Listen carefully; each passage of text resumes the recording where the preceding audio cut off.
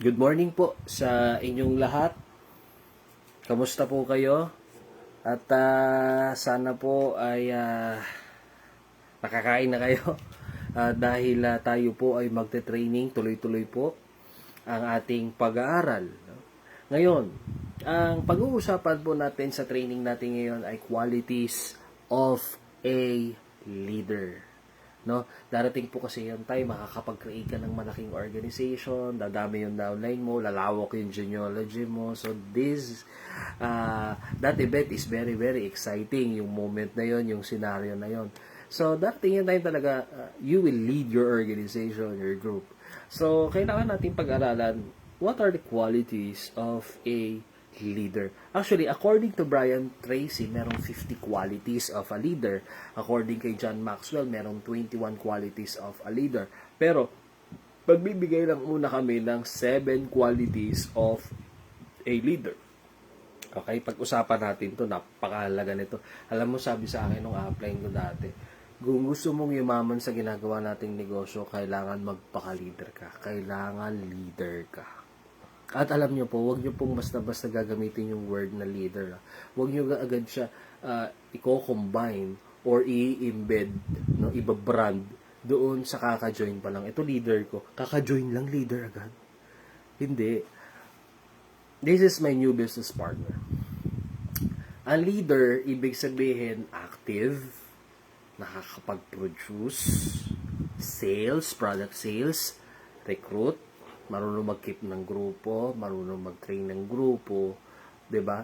So, yun yung ilan lamang sa mga characteristics ng true, genuine leader.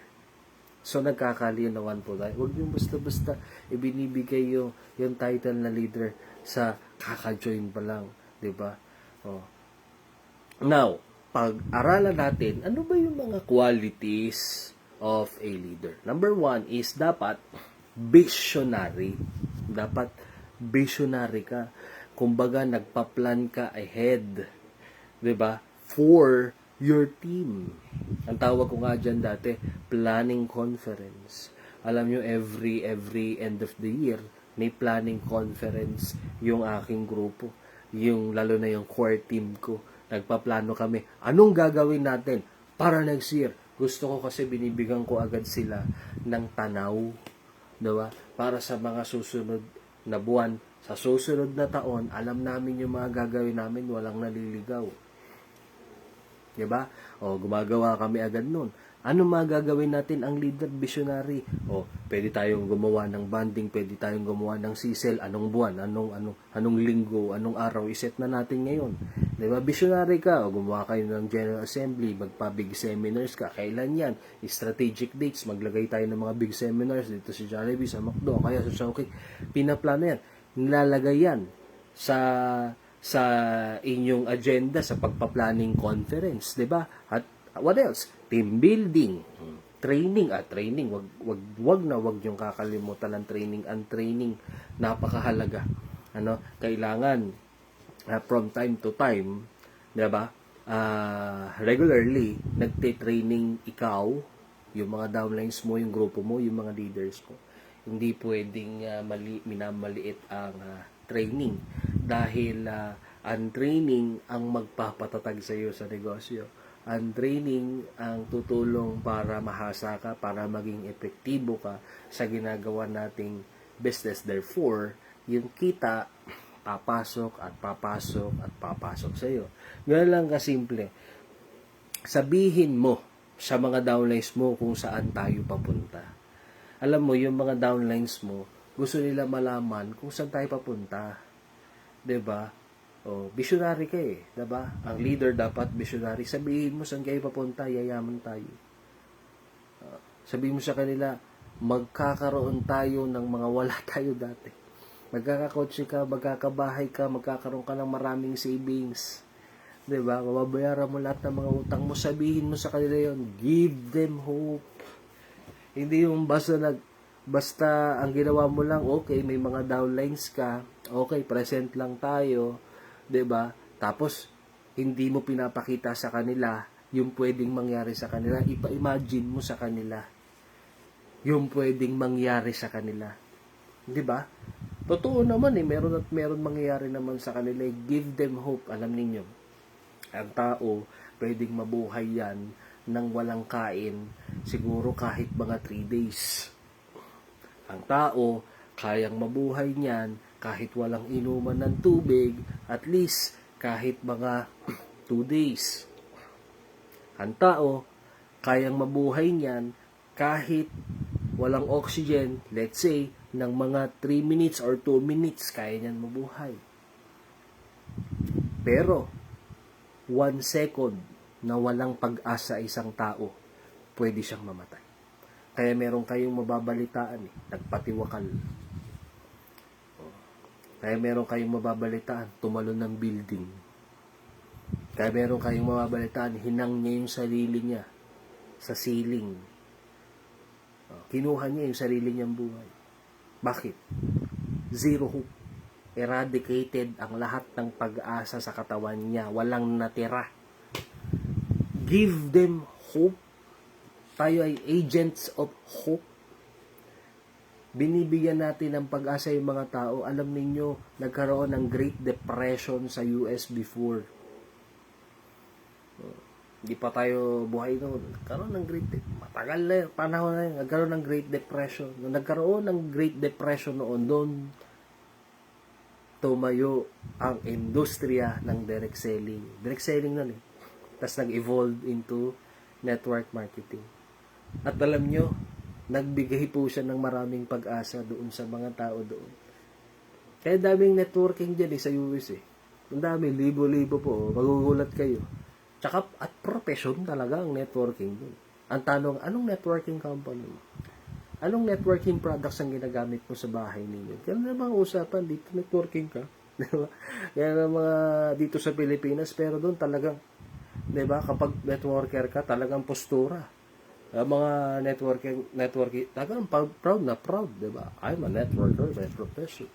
Dito tinatago pa Ako, nung racket ko, ay, basta. Sabihin mo, I'm a certified professional network marketer. Be proud na ikaw ay networker. So again, be a visionary. No? Isa yan sa katangian ng isang upline. What else? Courage. Diba? Gusto mo na maging full-fledged leader, matawag talaga na totoong leader. So kailangan ikaw ay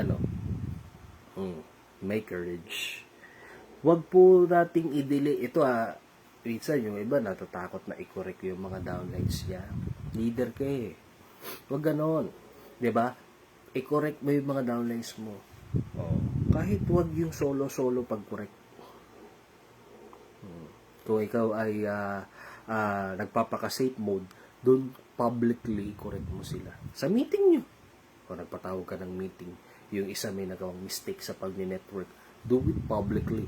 General approach. Yung pagko-correct mo. Para yung iba, edi maging aware din sila. Hindi nila magawa yung mistake na nangyaring yun. Pag kino-correct mo sila, it shows love. Mahal mo. Yung mga downlines mo. Parang love ng parent sa kanyang mga anak. Don't delay correction sa iyong mga downlines. Turuan mo sila. Have the courage to teach your downlines. 'Di ba? Sa negosyo po natin, darating talaga yung time na merong mga pagsubok, hindi talaga maiiwasan 'yan. Wag po kayong matatakot, tibayan mo ang dibdib mo, be brave. Wag kang parang ostrich. Alam niyo yung ostrich? Ang ostrich po kasi pag nagtatago, nung ginagawa, binabaon niya yung ulo niya sa lupa. Wag pong ganon. 'Di ba? Ang tawag doon, ostrich target. Wag ganon. Ang gagawin nyo po, kapag merong problema sa network, lahat naman, kahit ano naman trabaho, kahit ano naman career, profession, nagkakaroon naman talaga ng mga problema dyan. Hindi talaga naiiwasan. Habang nabubuhay ka, problems will arise. Pero, sa ginagawa po nating negosyo, be brave.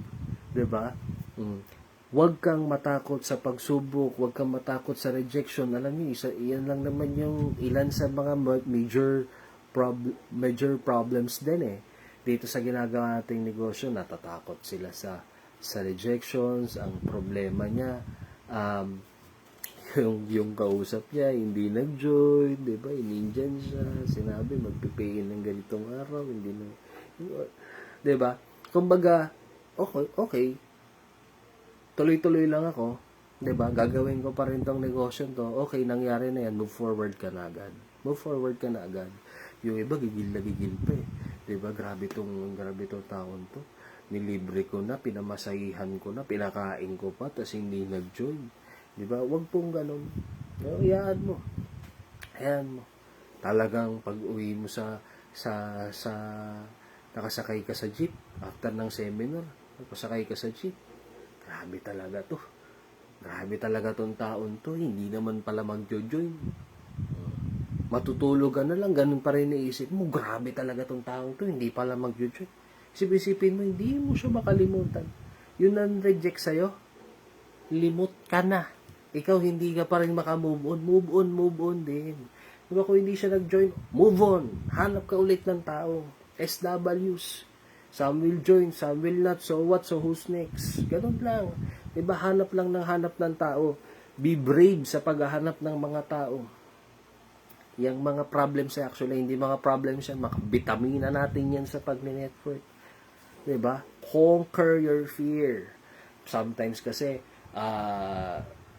natatakot yung isang distributor na maging leader dahil kapag leader, siya ay magsasalita na sa harap, he will do public speaking, magpe-present kasi siya ng business. Huwag kang matakot. 'Di ba? Pinag-aaralan din naman yung public speaking. Hindi naman lahat ng mga magagaling magsalita sa entablado, 'di ba, sa stage ay naging magaling agad-agad. Hindi lahat 'yan dumaan sa newbie, nagkamali din 'yan. 'Di ba? Huwag kang matakot. 'Di ba? Be a leader, a true leader. Tayo, harap, tindig, magsalita. Explain mo yung business. Nagkamali ka, tuloy. 'Di ba? Ituloy mo lang. Hindi naman nila alam kung nagkamali ka talaga, di ba? O ituloy mo lang yung pagpe-present mo, i-expose mo yung sarili mo sa ginagawa nating business palagi na para masana yung utak mo, yung mata mo, yung katawan mo, maging reflex na yung pagsasalita sa'yo. Di ba? Expose mo ng expose, apply, ako pag-introin mo. Ako magpa-product. Kung ayaw pa mag-marketing plan, puro product ka lang muna o kaya puro intro ka muna.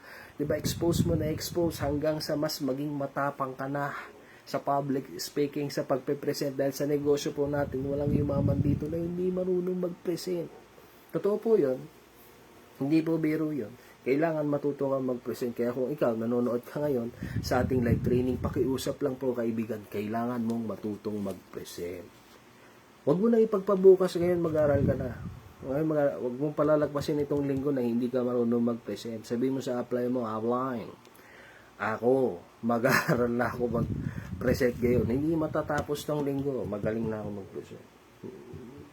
Magiging isa ako sa speakers bureau ng grupo natin. Ganun din mo yung apply mo. Challenge yourself. Be brave. Diba? Have the courage to do it. What else? Number 3. Qualities of a leader. Integrity. Dapat mataas ang value mo. High moral ka dapat. Huwag kang nanunulot. Huwag kang nanunulot ng downlines. Yung tipong, tuting ko kaya active eh. Kung nasa network ko yan, wag pong ganun. Wag pong ganun. Ang dami-daming mga tao. Tandaan mo yung integrity. Ingatan mo. Isa lang po ang pangalan mo. Isa lang po ang mukha mo. Integrity. Isa pa po sa dapat pag-usapan natin sa integrity, yung pagmumura. Alam niyo po, meron akong mga kakilalang mga trainers, no, na hina-hire din ng mga groups to train sa mga organizations, sa mga group of networkers, mga nagmumura. Nakakalungkot. Tapos kalungkot pa dun, talagang tuwan-tuwa pa yung audience. Talakpakan pa talaga, hiyawan pa talaga. Grabe, power. Nagmura yun.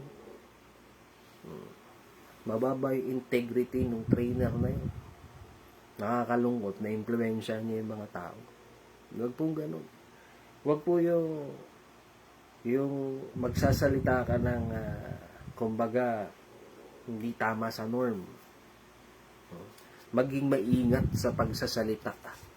Diba? Tandaan mo, may mga iba-ibang tao yung mga nakikinig dyan. Integrity. What else? Huwag siraan ng upline. Huwag siraan ng downline. Huwag siraan ng crossline. Yung iba po kasi nagbibigay ng mga derogatory remarks kay upline, kay downline, kay crossline. May maibato lang na pangit. Para siya lagi yung bida. Siya lagi yung idol. Siya lagi yung lala. Alam mo, magaling lang naman yun. Kasi dito, alam mo, ganito. Alam mo, mga chismis na nagke-create ng faction, nagke-create ng divisions, 'di ba, sa isang grupo. Kung ganun, ingatan niyo po yung pagiging integrity mo, 'di ba? Pag ikaw leader ka, dapat meron kang unifying efforts for your organization. Kahit isang part ka lang ng isang organization, 'di ba? Dapat meron ka pa rin ganung mga efforts, unifying efforts. Ako, halimbawa, yung grupo ko, may mother group ako, ididikit ko yun sa mother group. Merong mga events yung mother group, may pa-training yung mother group, papa-attend ko dun kahit may gastos yan. Sige, tara, para matuto tayo, 'di ba? Kaysa ang gawin nyo, puro banding lang. Bigyan mo ng malaking time yung pagte-training, napakahalaga po nan. At alam po ninyo, ipanalangin nyo po yung inyong leadership. Alam nyo po na ipapanalangin po ang lahat ng mga bagay. Ipanalangin mo, laman ng panalangin mo, Ama, Diyos ko, tulungan mo po ako sa pangunguna ko sa aking mga downlines. Naihihiling po yan sa Diyos. Tulungan mo po ako. Pag-meeting po ako mamaya, magte-training po ako mamaya, magpe-present po ako mamaya, maging epektibo nawa po ako. 'Di ba? Sa'yo po ang lahat ng tagumpay, sa'yo po ang lahat ng kapurihan. Amen. Ipanalangin mo yun. Naipapanalangin yan. Trust the power of prayer. Marami pong panalangin o dasal na sinasagot po ng Diyos. Basta dapat pure yung heart mo. Pag nag-present ka naman, para sa kanila din naman. Pag nag-training ka, para sa kanila. Pag nag-meeting ka, nagpaplano kayo para sa victories na i-achieve ng inyong grupo. 'Di ba? Para naman sa ikabubuti yun eh. Pag sa kabubuti, ibibigay naman yan ng taas. 'Di ba? Ipanalangin nyo po yung inyong leadership. Integrity ang pinag-uusapan natin, no? Alam niyo, meron akong nabasa na isang libro na ang sabi doon sa libro is goodwill is your success insurance. Ang ganda, no? Ang ganda nung term, no? Goodwill is your success insurance. Alam niyo, tumulong po kayo, no? Help others. Tumulong ka sa ibang mga tao. Alam niyo, naalala ko, may kwento ko dyan. Merong kaming isang naging empleyado doon sa isang business ng family business namin. Ngayon, itong taong to ay dumating yung time kasi nalugi yung business namin. So, no choice kami, kailangan namin magbawas ng empleyado. So, isa siya doon. So, nangyari, nakahanap din siya ng trabaho. Ako naman, that time, naghahanap naman ako ng trabaho. Ngayon, lumapit ako sa kanya. Kilala talagang naghanap ako ng mga pwede kong kausapin para makapasok ako sa trabaho. And, na-remind ko siya. Alam mo, sabi niya, naging mabait kayo sa akin, yung pamilya ninyo. Alam niyo, bilis ko makapasok dun sa trabaho kung saan din siya nagtatrabaho at secretary pala siya dun. Nung in-interview ako, ang bilis lang. Pasok agad dun sa trabaho. Diba? Goodwill is your success insurance. Diba? Kaya, meron pang meron akong nabasa, no, na isang istorya na very, very inspiring. Ano po? Merong merong isang matandang babae. Isang matandang babae. Nagdadrive siya. Sa kalagitnaan ng pagdadrive niya ay gabi, tapos umuulan pa. Natigil yung sasakyan niya. Dahil natigil yung sasakyan niya, lumabas siya ngayon. Check niya yung makina, baka may problema dun. Nga lang, syempre, hindi niya kabisado. May lumapit sa kanya lalaki. Etong lalaking to, medyo hindi maayos yung, alam mo na, yung itsura niya. Diba? Medyo messy yung, yung kanyang kamay. Dala pala ng trabaho niya yun. Uri ng trabaho niya. Lumapit. Sabi, tulungan ko po kayo. Mekaniko pala. Tulungan ko po kayo. Sabi niya. Nung una parang ayaw niya. Pero nung nag-insist, sige na po, tulungan ko po kayo. Isip-isipin niyo pinagdududahan na siya. Pero, diba, tutulong po ako. Napilitan yung matandang babae. Sige na nga. Sige, check mo. Chinik, napaandar. Napaandar niya yung sasakyan. Ang matindi po doon, hindi na nagpasalamat yung matanda. Basta dumiretso na lang. Tumuloy-tuloy. Natatakot din siya doon sa lalaki, out of nowhere, biglang may tutulong sa kanya. Umalis. Nagutom yung matanda. Meron siyang nahanap na isang maliit na dine-in, restaurant. Nag-park siya, pumasok, tapos merong nakangiti na waitress. Sabi nung, welcome po, magandang gabi po, ma'am. Ano po bang may paglilingkod po namin sa inyo? Anong pagkain po ang gusto niyo? Meron po kaming ganito, meron po kaming ganyan, meron po kaming ganyan. Sabi niya, bigyan mo ako ng ganito. Tapos habang yung pinagmamasdan niya, nagpe-prepare yung babae. Yung babaeng waitress. Ang pagkain niya, parang nahihirapan. Nung ina-analyze niya yung babae, buntis pala. So, ibig sabihin, kahit buntis na, nagtatrabaho pa din. Yung babae. Diba? Sipag. Sabi niya, sipag ng babaeng ito, Nakaka-inspire. Nakakatuwa, nakaka-motivate. So, sabi niya, bibigyan ko to ng tip mamaya. Binigay yung pagkain niya. Kinain niya. Pagkatapos siya kainin, nagbigay siya ng generous tip. Nag-iwan siya. Sabi niya, itong tip na to para sa ito. Para sa iyo to. Tapos umalis siya. Tapos yung tinignan ng waitress, sabi, ang laki naman nung iniwang tip nung matandang kumain kanina. Ang laki. Mas malaki pa dun sa kinain niya. Naawa yung matanda. Laki. Naiyak. Naiyak po yung babae. Sabi niya, sasabihin ko to sa asawa ko. After nung shift niya, umuwi siya sa bahay.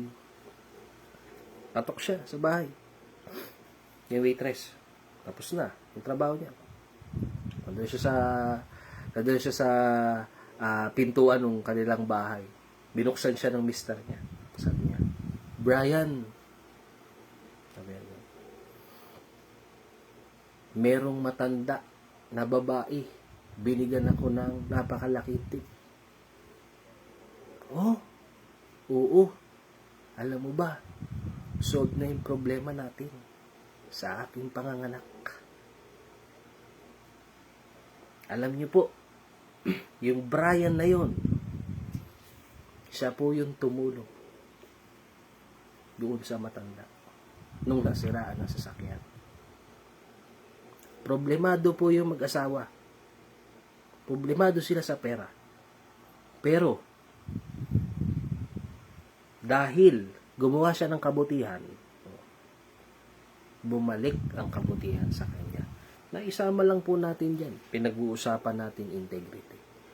Sana po, na-inspire po kayo sa napakagandang istorya niya. Next, qualities of a leader. Humility. Pagiging mapagpakumbaba.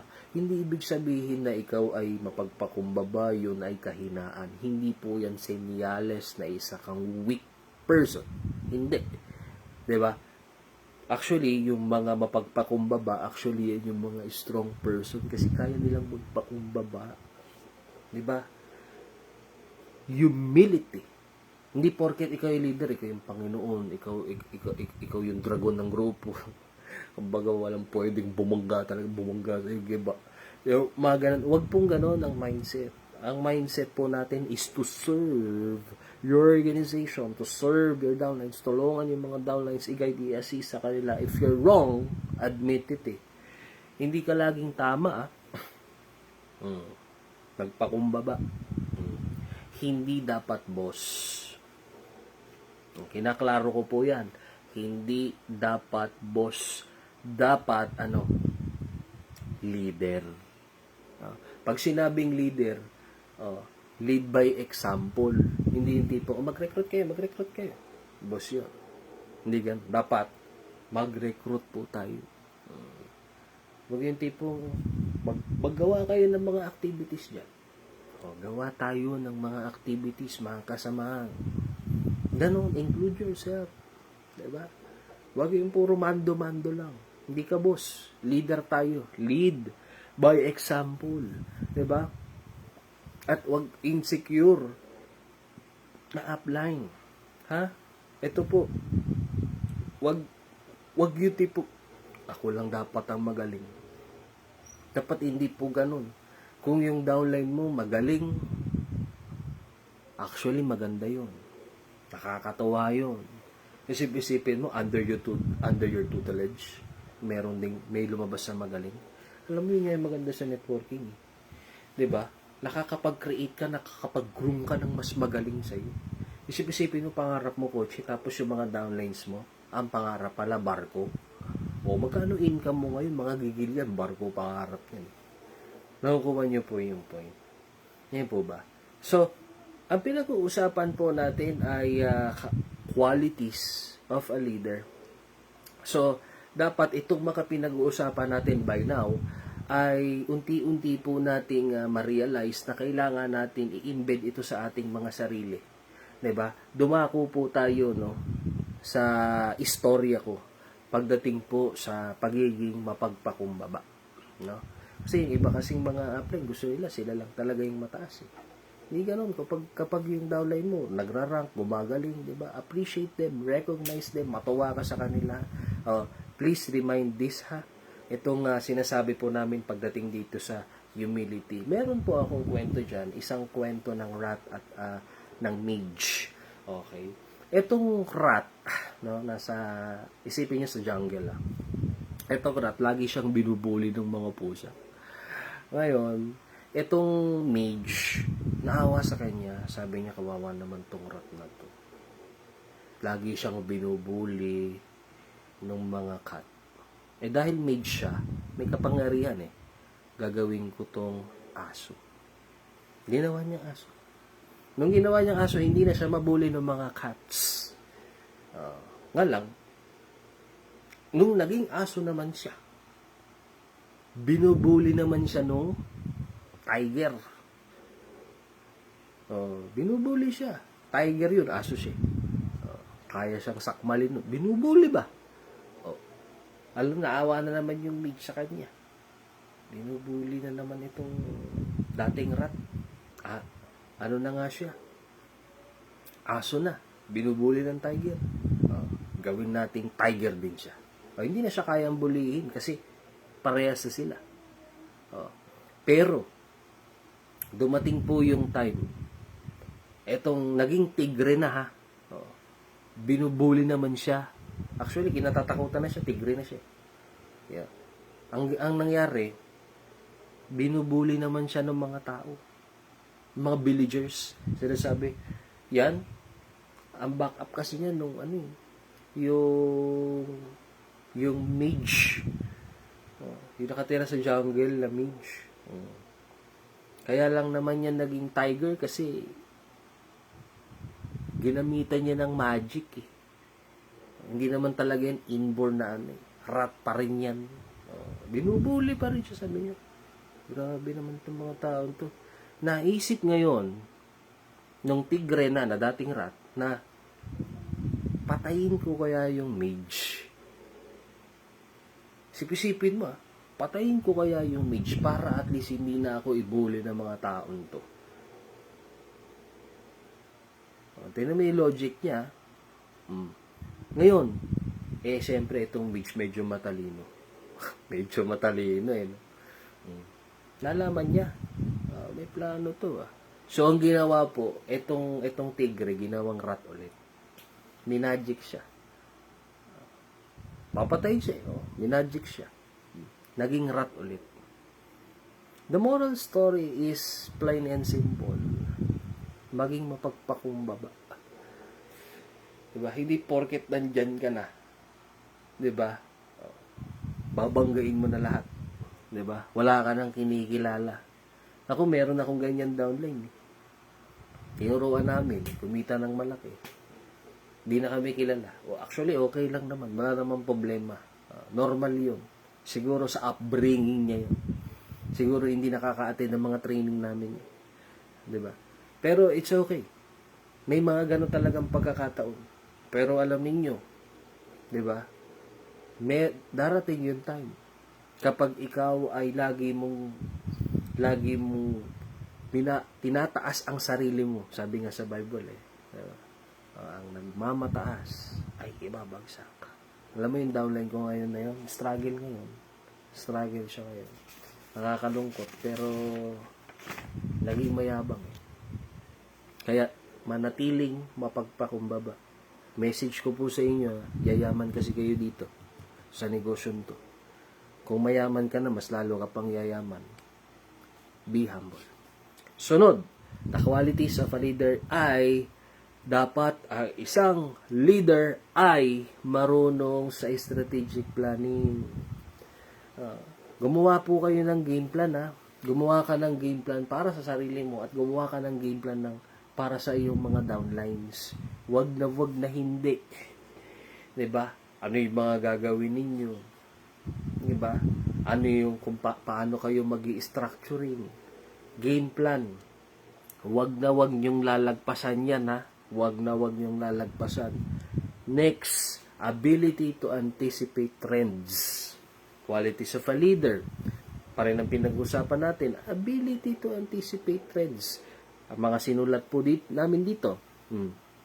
Dapat ikaw ay marunong mag-adapt. Flexible dapat, Dapat marunong kang mag-adapt sa change. Ako po ay offliner. Networker po ako for 13 years. Offliner po talaga ako. Kumbaga, talagang nakikipagbakbakan kami sa labas. Fieldwork talaga ako. Pero, nung pumasok ang pandemya, natuto po kaming pumasok sa link ng Zoom. Nagte-training ako dati. Whiteboard marker. O ngayon, physical. Kailangan namatid yung mga tao. Kitang-kita ko sila. Ngayon, nag-adapt kami sa pagbabago. Magte-training kami ngayon. Zoom, Google Meet, via live, Facebook Live. Katulad ngayon, Facebook Live. Di ba? Katulad ng mga nakaraan, Zoom Live. Di ba? So, isipin nyo po, kung gusto mo mag-survive dito sa buhay na ito, kailangan marunong kang mag-anticipate sa change at flexible ka to hug or accept the change. Dahil ang mundo po ay hindi titigil sa pagbabago. 'Di ba? Hindi titigil sa pagbabago 'yan. Presyo ng mga bilihin, style sa pananamit, 'di ba? Tingnan mo na lang yung sarili mo ngayon 'Di ba? Yung damit mo ngayon. Malamang bago 'yan. Kung hindi man bago 'yan, meron pang mas luma diyan. Ibig sabihin yan yung pinalit mo dun sa luma mo, so pinalitan. Tama? Dati ganito ang favorite mong damit, ngayon iba na yung favorite mong damit. Dati nung bata tayo, tuwan-tuwa tayo sa ganitong laruan. Ngayon, natutuwa dun sa laruan yung anak mo na. At marami pang mga examples 'Di ba? Kailangan tayo po ay marunong sa pagbabago. Marunong, 'di ba? Na yung katawan natin maging adaptable to change. 'Di ba? Yun ang leader. Kasi may mga leader na hindi na gagawa pa ba ako ng mga system sa grupo ko? 'Di ba? Hindi na siya marunong mag-adapt Yung ibang mga grupo, may mga sistema sa mga grupo. Kaya maswerte po kayo, may sistema kayo sa grupo po ninyo. At ang sistema na nakalatag po sa grupo po natin ay makakatulong po sa bawat isa. Kaya pahalagahan nyo po yung effort ng mga uplines, naglalatag sila ng mga sistema for us para tayo po ay magbenepisyo maigi. Kakaunawaan po tayo. Susunod is ang leader po ay nakapokus on results. Okay? So, nakapokus tayo sa results. Diba? Hindi tayo nakapokus sa negative, sa magiging kapalpakan, nakapokus sa mga bagay-bagay na hindi sa tingin niya, hindi ikakabuti. Diba? Positive ka ba? Dapat positive tayo. Diba? Focus on results. Focus on positive results. Tama? Alam niyo po, learn from a guided missile. Alam niyo po yung missile. Alam niyo, halimbawa, ganito. Let's say, gera. Okay. Si country A at saka si country B. Huwag naman mangyari, no? Country A, si country B. Si country B, imi-missile yung si country A. Ang missile po, pag yan, sinet na yung coordinates sa command center, no? Papunta doon sa tatargetin nilang country or region or city or area. Basta okay na yung coordinates niya, na set na lahat yan. Kaya nga guided missile. Yung missile na yan, kahit anong mangyari, babagsak at babagsak yan doon.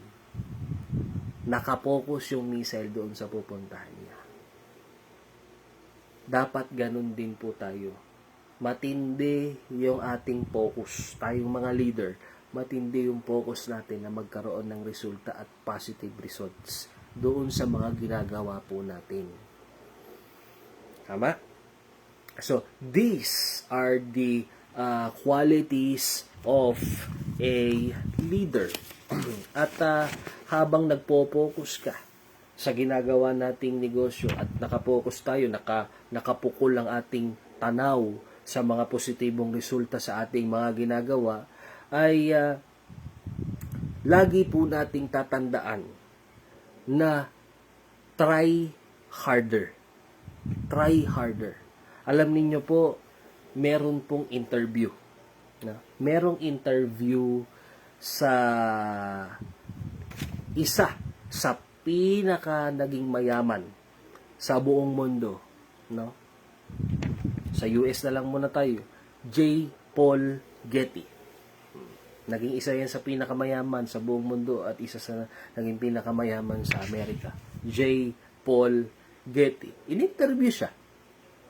Sabi niya, anong sikreto mo? Anong sikreto mo kung bakit ka naging bilyar, naging sobrang yaman, naging ultra rich, nakamtan mo yung wealth mo? Sabi niya, I'm focused.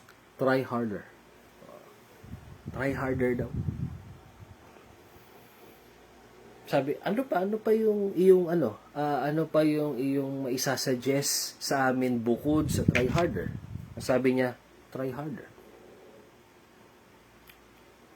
Bukod po sa try harder, ano pa? Siyempre, English yung usapan nila, tinatagalog ko na lang. Sabi niya, try harder again. Try harder, try harder, try harder, try harder. You pyramid your efforts, then you pyramid your gains. Diba? Meron kang gustong makuha. Focus ka doon. Try harder, try harder, try harder, try harder, try harder. You pyramid your efforts. Pagpatong-patungin mo yung mga efforts mo. Then, magpo-produce yun ng resulta. You pyramid your gains. Di po ba? Kaya, tayong mga leader, nauunawaan natin tong mga pinag-aralan natin ngayon. at ikaw gusto maging leader, isangkap mo ngayon sa iyong sarili itong mga pinag-aralan po natin. Bago po tayo magtapos, sabihin mo sa sarili mo, I am a leader. I will create legions of leaders under my organization. Alam niyo po, I highly suggest you create leaders in your organization ng marami. Mag-create ka ng mga pillars sa iyong organization na itong mga taon to ay aandar kahit wala ka. Train them. Dapat itong mga taon to ay marunong mag-present, marunong mag-training, marunong mag-meeting, marunong mag-team building, marunong mag-produce. Dapat ganun sila. Katulad mo. Diba? Siyempre, yan ay mangyayari kung tayo po ay mag-e-effort para turuan sila, bit-bitin sila sa mga trainings, katulad po nito. Salamat po sa inyong pakikinig. God bless po.